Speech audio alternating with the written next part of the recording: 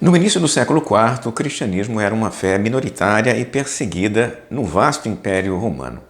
Apesar de seu crescimento constante desde o século I, os cristãos ainda enfrentavam forte oposição, e isto acontecia porque a fé cristã desafiava alguns pilares fundamentais da sociedade romana, em especial a autoridade divina do imperador e os cultos tradicionais. A religião romana era profundamente ligada à política. Cultuar os deuses do Estado era como um dever cívico, uma forma de garantir a paz. Cultuar os deuses do Estado era visto como um dever cívico, uma forma de garantir a paz e a prosperidade do império. Recusar-se a fazer sacrifícios aos deuses ou ao imperador era interpretado como um ato de traição. Como os cristãos se negavam a participar destes cultos e destas práticas, eles eram vistos como uma ameaça à ordem pública. As perseguições variavam de intensidade ao longo dos séculos, algumas foram locais e esporádicas, outras organizadas e muito severas, mas a maior perseguição, pelo menos aquela que entendemos como a maior delas, é a de Diocleciano, a partir de 303. Conhecida então como a Grande Perseguição. Ela foi muito intensa. Igrejas foram destruídas, livros queimados, milhares de cristãos foram presos, torturados ou mortos. Mas o cenário mudou drasticamente alguns poucos anos depois.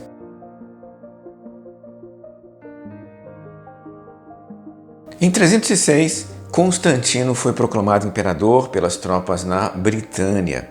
Após uma série de disputas internas, ele se tornou o principal governante do Ocidente.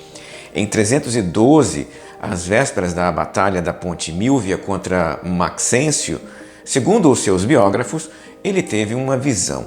Ele viu uma cruz no céu com as palavras: "Com este sinal vencerás". Inspirado, ordenou que seus soldados usassem o símbolo cristão em seus escudos. Constantino venceu a batalha e associou a sua vitória ao Jesus do cristianismo. No ano seguinte, junto com Licínio, imperador do Oriente, publicaram ele e o Licínio o Edito de Milão. Esse documento não apenas suspendia as perseguições, mas reconhecia a liberdade religiosa para todos os cultos dentro do império. Para os cristãos, isso significou o fim da marginalização e a entrada no centro da vida pública. Constantino não tornou o cristianismo a religião oficial, isso vai acontecer mais tarde, mas deu a ele benefícios concretos como isenções de impostos para as igrejas, doações de terrenos, financiamento de basílicas e o direito de resolver disputas internas nos tribunais civis. O apoio do imperador Constantino foi fundamental para transformar a visão pública do cristianismo. A religião começou a se expandir rapidamente entre as elites e a ganhar prestígio. Afinal, era a fé do imperador.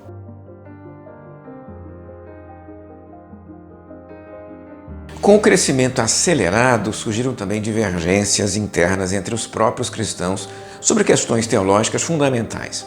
A principal delas dizia respeito à natureza de Jesus Cristo. Seria ele da mesma substância que Deus, o Deus Pai neste caso, ou um ser inferior criado por Deus? Para resolver essas disputas, Constantino convocou, no ano 325, o Concílio de Nicéia. Reunindo cerca de 300 bispos de todo o império, o concílio formulou o chamado Credo Niceno, que afirmava a plena divindade de Cristo. Essa decisão visava unificar a fé cristã sob uma mesma doutrina. A partir daquele momento, já era possível dizer que formalmente havia uma ortodoxia cristã em detrimento de uma heterodoxia, ou seja, aquilo que é doutrina correta e aquilo que é heresia.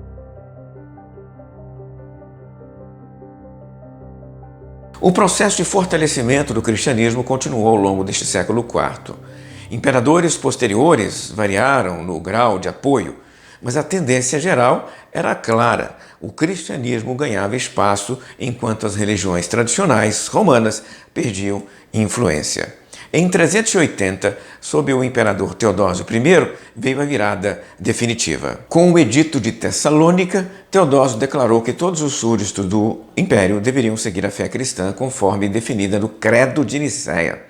O cristianismo não era mais apenas uma religião aceita, agora era a religião oficial do Império Romano. 10 anos depois, Teodósio proibiu práticas religiosas pagãs, fechou templos, extinguiu cerimônias públicas que não fossem cristãs. A perseguição agora se inverteu.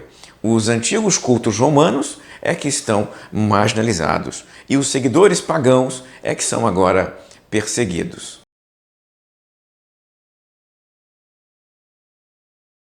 Ao final do século IV, o cristianismo não era mais uma fé marginalizada.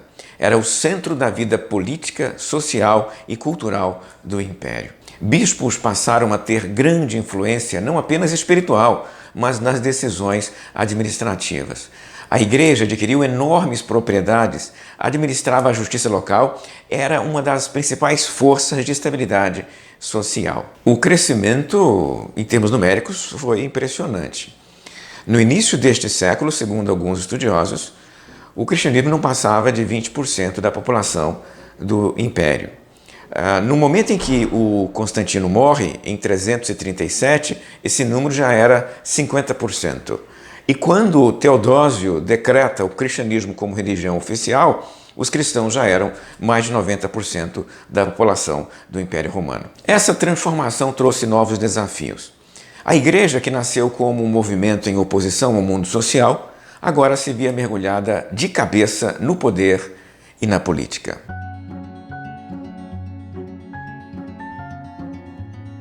O século IV foi um dos períodos mais transformadores da história do cristianismo. Em menos de 100 anos, o cristianismo passou de perseguido a oficial. Essa mudança foi resultado de uma combinação de fatores. A crescente adesão popular, o apoio político de líderes como Constantino e o imperador Teodósio, e a capacidade da igreja de se organizar internamente e construir o seu arcabouço doutrinário. Essa transição não apenas mudou o destino do cristianismo, mas também moldou profundamente a história ocidental nos séculos que se seguiram. Se você gostou desse vídeo, dê o seu like, inscreva-se em nosso canal e compartilhe o seu conteúdo. Até a próxima, se Deus quiser.